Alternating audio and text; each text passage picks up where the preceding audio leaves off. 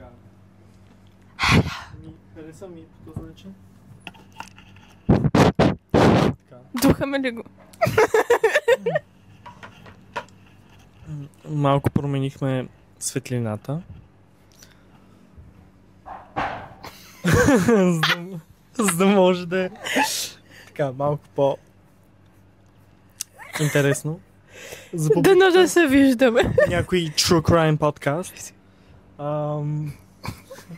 Ще се опитам този път да не... Да не смучите толкова. Да.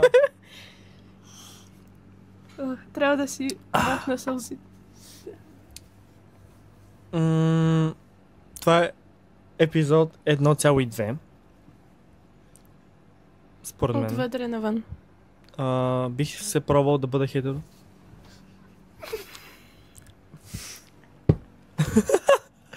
Аз не мисля, че жени трябва да имат права. Защо така мислиш, брат? Брат, толкова се замислиш като цяло от началото на човечеството. Жената винаги е била в кухнята. Тъй, че... А сега не е ли така? Не виждаш ли какви са кариеристки. Искат да бачкат, да са в мъжката си енергия. Аз не харесвам такива. Аз мъж съм си взел или жена. Там. Ио.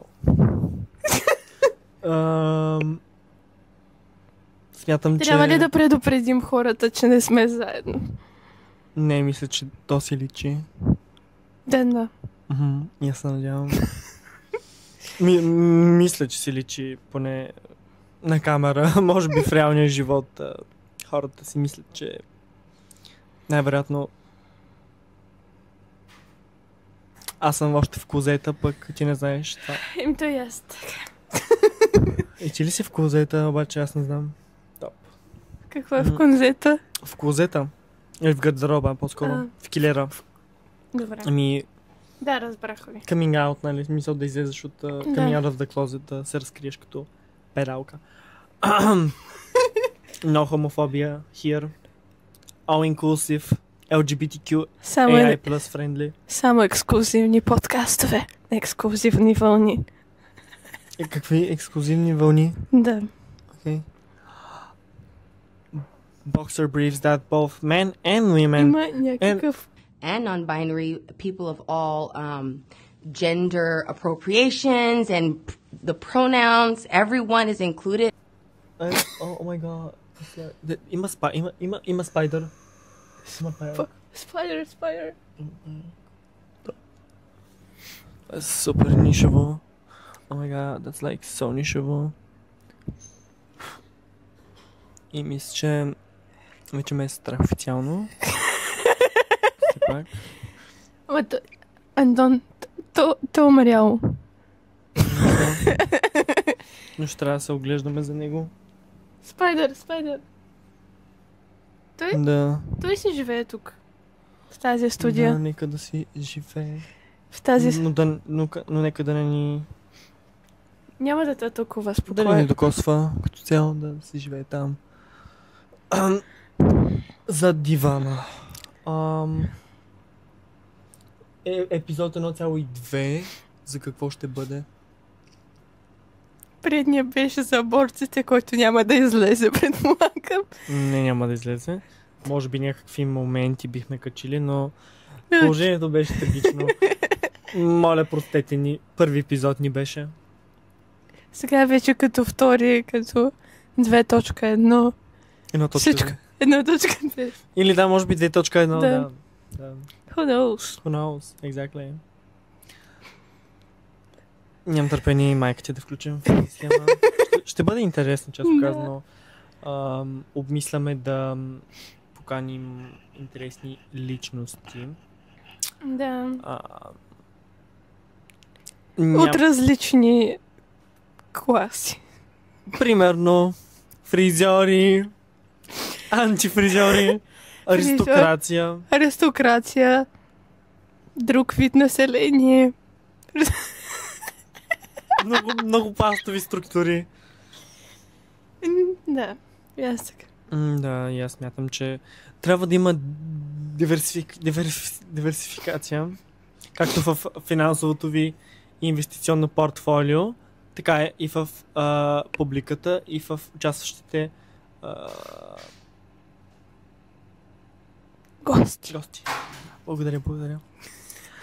И можем да поканим, примерно, имаме агент за недвижими имоти, който може да бъде доста обогатяващ гост.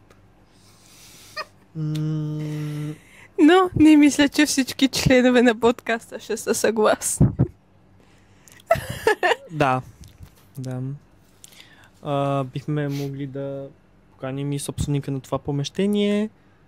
Защото той не знае, че тук. Да, все още. Но в последствие ще разбери. Да, на втори сезон. Може би.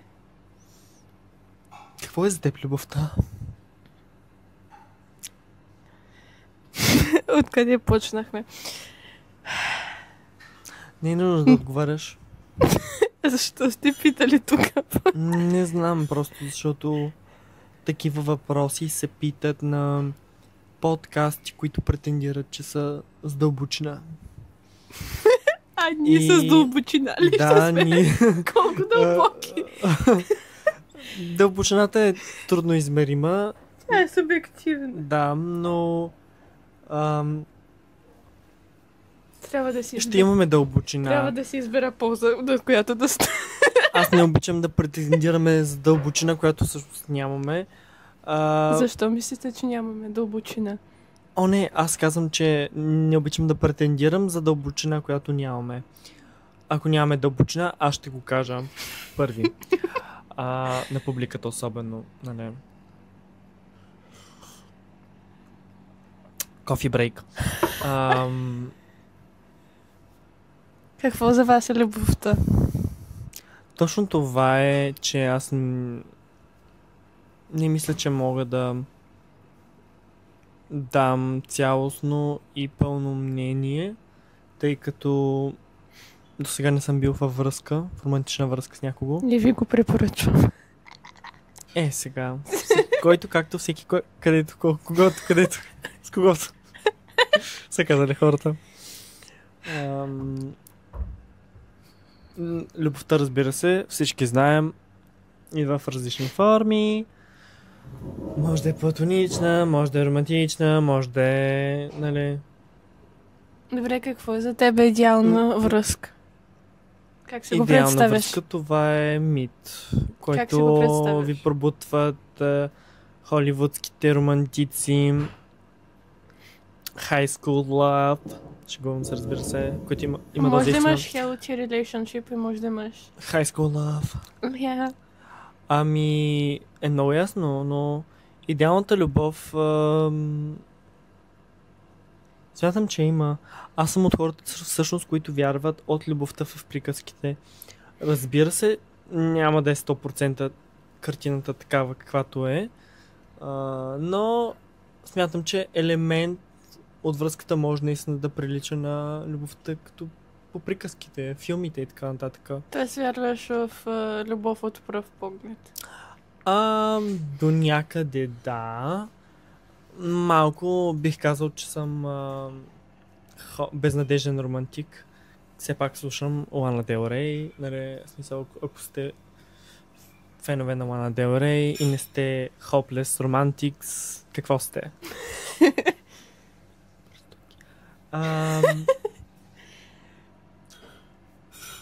За теб какво е идеалната любов? Как изглежда? Съществува ли? И то по-скоро е като прекалено много хората идеализират връзката един с друг. Не мога да говоря сериозни неща, когато правиш...